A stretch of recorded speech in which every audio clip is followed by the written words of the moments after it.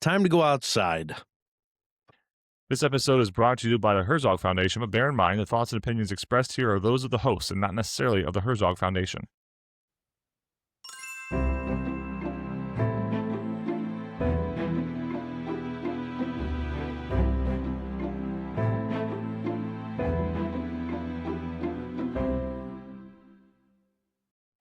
Welcome to the Christian Principles Podcast. I'm Matt George.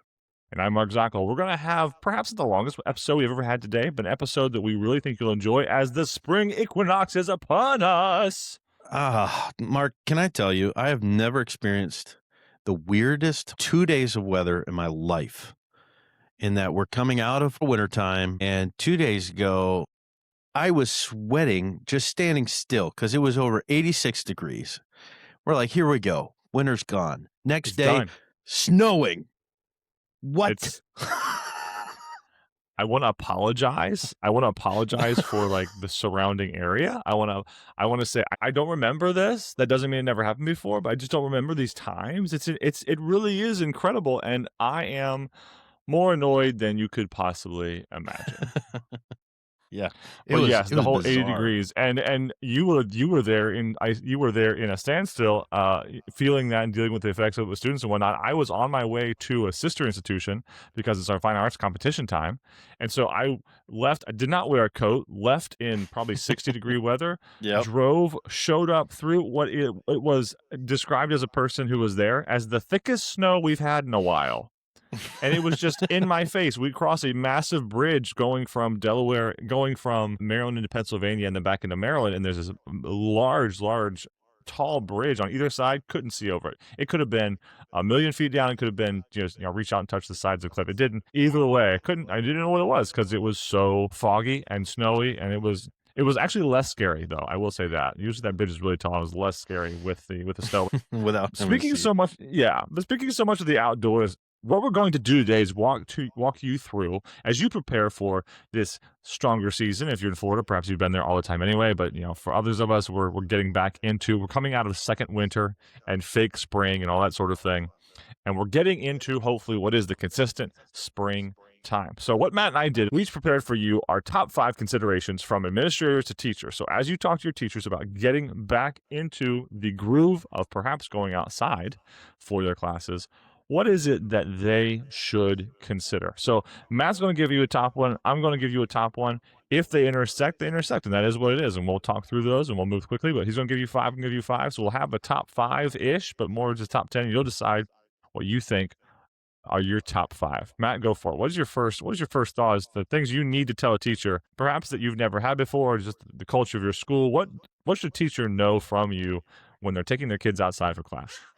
Yeah, and I think just because we are going outside is going to be the abnormality. We're not talking about going outside for recess. We're not talking about even going outside for lunch necessarily. Maybe your school does that, but you're at a point in a class time where you're like, hey, we're going to transition from the traditional classroom. We're going to take this outside. Very first thing is don't overlook safety. Safety first. That may seem like something we're already telling our teachers, but it's at those odd times that we're not maybe thinking through everything the way we should. And when I think about safety, are you letting the kids just run wherever they want to run during this activity? Is it going to need some safety equipment? Are you going to need, are you going to be outside and farther away from the building? And if you've got maybe an emergency takes place, are you going to be able to take care of it? Got some water, something like that. So just be overly prepared when it comes to safety. That was the first thing that came to my mind. I mean, me as well. Number 1 for me will also have to do with safety, and these aren't necessarily in order, but safety is going to take the top, of course, in any situation. Have I identified with my faculty staff members early on which are the outdoor spaces I most expect them to use as a classroom? Which ones have been specifically prepared to be used as a classroom? Which ones are well in sight of the cameras? Which ones do I not expect them to be on? Which ones would I tell them to go to, but carefully just check in with the office? I would want to make sure that I have very clearly established with my faculty members, especially the new ones, the ones that have been around a lot, where do I expect them to be able to go outside? And if you are in a situation where at your school you are unable to go outside because of restricted space or urban area or whatever it happens to be, I am sorry for you in that. That is a beautiful thing to be able to go outside with your classroom when the faculty member believes it's capable of doing so. And I'll save some of the rest of my thoughts for later because I'll go a little longer. But definitely to begin, making sure they know where they should go outside. Matt, give us another one. Yeah, on that note, understanding that not everybody has the opportunity to go outside, we get that.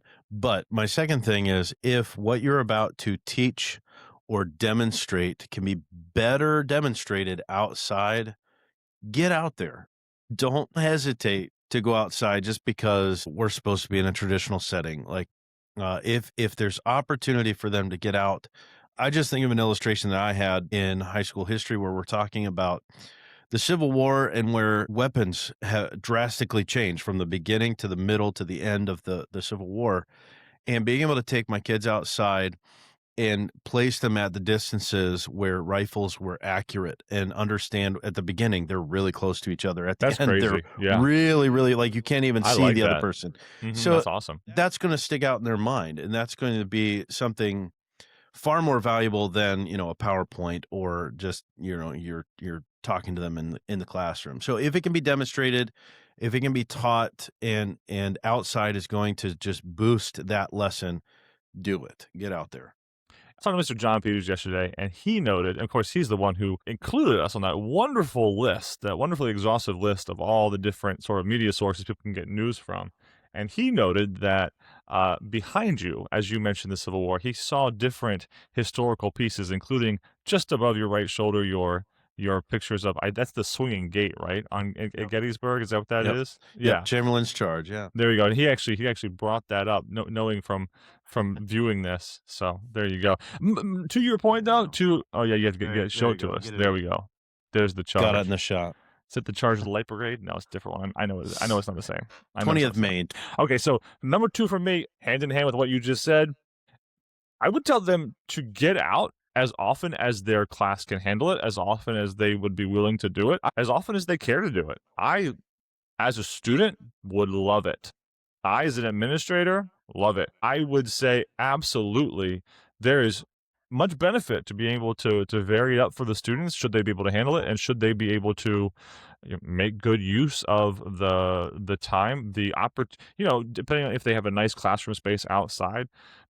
There are a lot there are a lot of pros to it, and we do live in a day and age with parents who are looking for their children to we're starting to see more and more want them off screens. We are starting to see that. We want them off screens. We want them in nature. Parents do appreciate that as well. We see a lot of our micro schools starting up that are nature focused schools.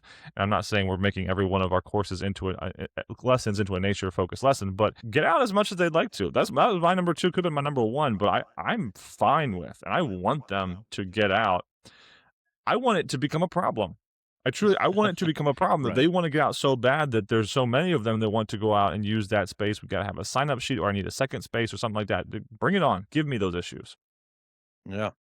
I like it. Number 3 for me, kind of along those lines as well, that when you are planning to take your class outside for instruction, again, I don't think we're not necessarily talking about non-instructional time. Like we don't have anything to do, let's just go outside.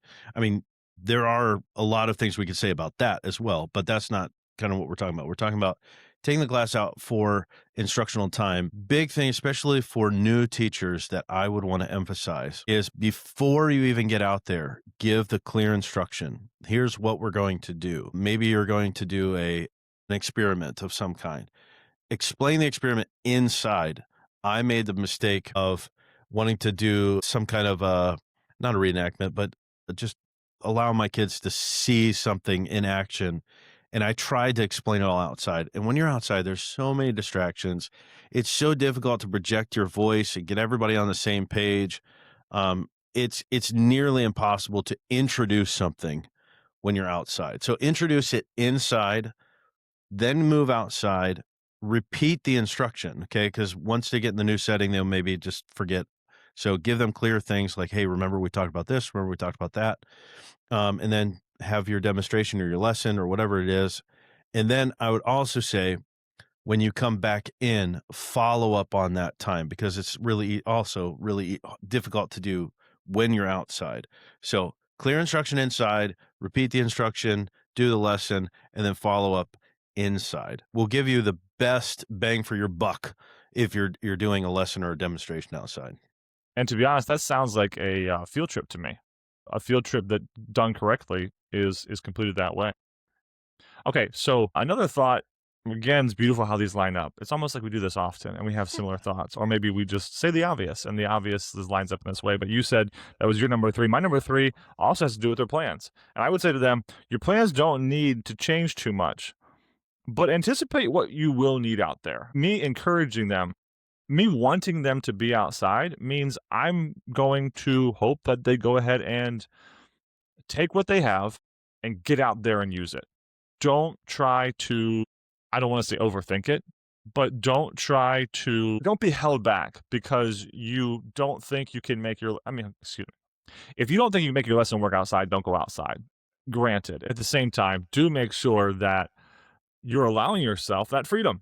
I want you to have that freedom. If you want to go outside, get outside. That's good. Don't not go because you would expect that you have to tweak your lesson plan to to some great extent to make it happen because really you're changing atmospheres. That's all you're really doing. So As I move into my fourth one, this is kind of a practical suggestion. I mean, you mentioned like make sure you have what you need when you go out. One of the things that you may not necessarily think about, especially if you're going to do an activity, maybe you're collecting leaves or something, and the kids are going to get spread out. Get those attention grabbers, meaning you bring a whistle with you. And one of those instructions that you're saying is when you hear the whistle, everybody go to this place so they know exactly what's going on. Maybe an air horn, or if your class ends with a bell and that bell rings outside, you know you're going to be able to hear it. That when you hear the bell, here's where you need to go, rather than having to yell, scream, go from place to place to gather gather all the kids. Just make sure you have something that's clearly going to get their attention when you're outside. my next thought was take a picture. Make sure you let us know. Help us best express how our school is strong. One of our school's strengths is its flexibility. I want you to feel capable of stepping out in an unplanned and definitely in a planned way. But I often do think of this as more unplanned because the weather can be one way or the other. So when I see someone going out with their students, I don't always think, oh, they plan to go out with their students 2 weeks ago and make this happen. Perhaps they did, but I'm fine if they planned on it 2 hours before. That's really okay with me, so long as they take a picture and they show me so I can express it to those who are invested in us, just how much we care about making our students comfortable, perhaps making them uncomfortable, because we do have students that breaking routine needs to happen for them, even though, and that's a pretty safe way of breaking a routine and making that happen for them. So take a picture, share it with us so we can share it with everybody else.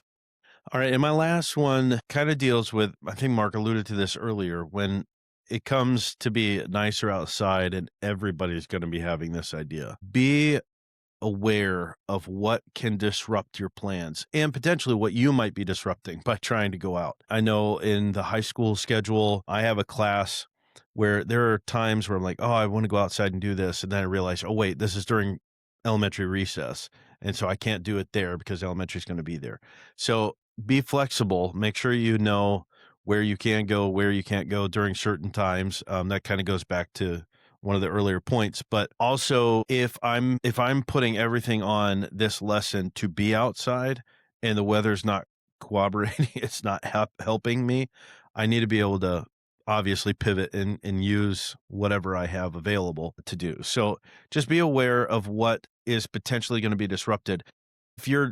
If you are going to be, this is kind of the last thing I'll say about this, if you're going to be like blowing things up, and you have to do it in a place where it's right outside the kindergarten classroom. Make sure you're communicating with kindergarten so that Give her they're heads not up. Yeah. so they're It's not like you with fire freaking drills in out. pre-K. Hey, heads up, guys. The big Yeah. beautiful bell's about to ring. Yeah. And maybe it's something that by giving them a heads up, they're like, "Oh, we would love to come and see that." And it becomes a school community event. Exactly. And that So happens a lot. That really does happen a lot. So yeah, just be aware of what you're doing, what kind of impact it's going to have, so that you're letting the right people know. B, you're not gonna go out and have everything planned and then be like, oh no, I can't do it now. So just be aware of those things. You noted that they needed to have something that was loud, something they could draw attention to themselves with. Again, very meaningful depending on where they are, perhaps less meaningful depending on where they're not, but hopefully can get somebody's attention in the building if need be. I would My number 5 was, do you know how to communicate with the office? As the office prefers. So is that stopping by the office on your way out and alerting them and grabbing that short range walkie? Or is it you're supposed to have the app on your phone anyway, so you're communicating that to the powers that be and the office that you are outside via the app? You just have your phone on you, so it's the text thread that you're on anyway. Whatever your school has set up, because I think about this. Sometimes smaller schools even feel like they have to apologize in some ways. I think to myself, I tell them, listen, you have a tool in your hand that what I can say 20 years ago, 15 years ago, we wished we had tools in our hand that were half as capable as that tool is, half as able to be as expressive and half as able to communicate as that tool can. So don't apologize for it. Use it. Use it and use it well, and maybe just know how you're going to use it. But yeah, if the school does something preferred for you to use, or there's a mechanism, there's a mechanical whatever in place, make sure you're aware of it. Make sure you know how to contact for that. Hey, someone got bit, they're coming in, or someone stubbed their toe, or someone scraped themselves on they got a splinter from the wood bench we just got and we haven't sanded them down yet. Whatever it happens to be, make sure you can communicate without having to bring everybody back into the building, because that's really going to tear the class up and make it not as helpful. I like that we have some very clear themes that we've given. Of course, Yeah. safety is number one. I like that we have safety as number one. And that last point even came back to safety, because that is going to make an outdoor excursion unfortunate if you're going out and something disastrous is happening. So yeah, absolutely. That's going to be our main concern. And kind of the same thing. If teachers come to me and ask, can I take my class outside? Of course is my initial Yes, response. do Of it. course. Do not apologize for it. Don't feel like you have to beg, plead for it. Of course, take them outside. But are you considering all the safety issues? That's going to be, of course, what I'm going to want to remind them more than anything else. No, I love it. And we were on the same page there again. We continue to be on the same page. What a wonderful page it is to be on. We should hear from our partners right now, though. And I'll start with the Herzog Foundation. There's a lot going on, as there always is for the Herzog Foundation, but even more so now that we are coming to the I can't say summertime, but we're working our way April, May, June, July. So let's see. I'm going to pull up some of the latest teacher development series, organizational development series, national summit on let's see, summit here, all kinds of things going on, including, let's just pick a few. We got in June, maybe you're thinking about your June calendar. I see Strategic Planning Intensive, Lone Tree, Colorado. I've never been to Colorado. I should go out there to Really? the Organization Development Series. I got Executive Leadership Team Retreat, Virginia Beach, Virginia, June 3rd through 5th. There is a good place to go. How about Leadership in Christian Education out in Lone Tree again? Petersburg, Kentucky, Athletics, Arts, and Student Leadership.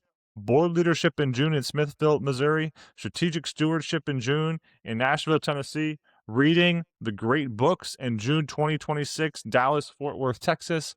How to Help Your Teachers Succeed at Classroom Management and Virtual Training in June 2026. I'm just so excited for all of these opportunities, and they've obviously been updated even more than what we had seen previously when we showed them. So please do us a favor. Go to the Herzog Foundation. Let them know that the boys here at the Christian Principles Podcast sent you, and please sign up. Please sign up for these events. You get yourself there.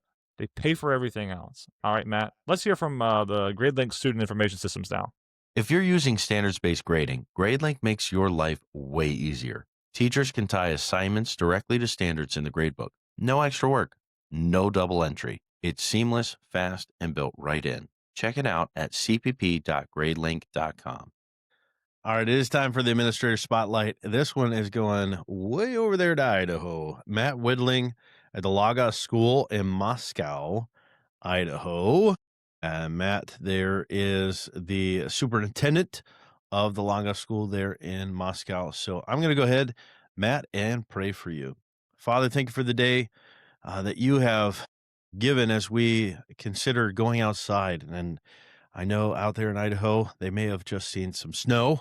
or are anticipating some of that still. But as the seasons change, I would pray that you would just allow there to be wonderful times where they can just interact with their students in a way that is meaningful, that is helpful, and directing there. And pray that as Matt looks over the program, finds the faculty that he needs to operate there, that you just give him the support that he needs, the wisdom and the direction. I pray that you would continue to help him in his personal walk with you, that it would be strengthened in interactions that he has with his colleagues and with his church family. Lord, we just pray that you would give him a blessed end of year as it comes to a close. And we pray this in Jesus' name. Amen. Now, just as a reminder, Matt's school, Logo School, is one that had a Herzog Foundation award winner teacher last year, and so he makes our list, and we'll have another representative from Logo School as well making our list because of their award-winning teachers. So, Matt, congratulations on that.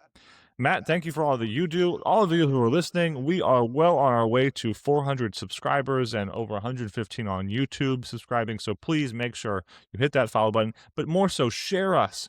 Push us out to your peers. Let your state association, let your little email thread of your local your peers know about who we are.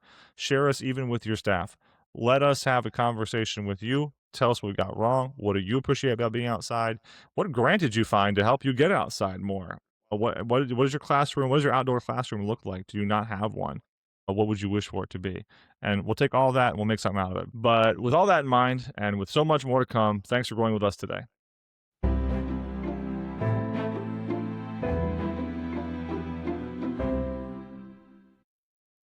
We want to thank you for listening. We're honored that you spend this time with us each week. Our heart is to bring you practical conversations and resources that really serve you as a Christian school leader. One of the best ways you can help us spread the word is by leaving us a review and sharing the podcast with other Christian school principals you're connected with. You can also follow us on Facebook and Instagram. Join the conversation and share any posts that resonate with you. Every share makes a difference in helping more leaders find encouragement and practical tools.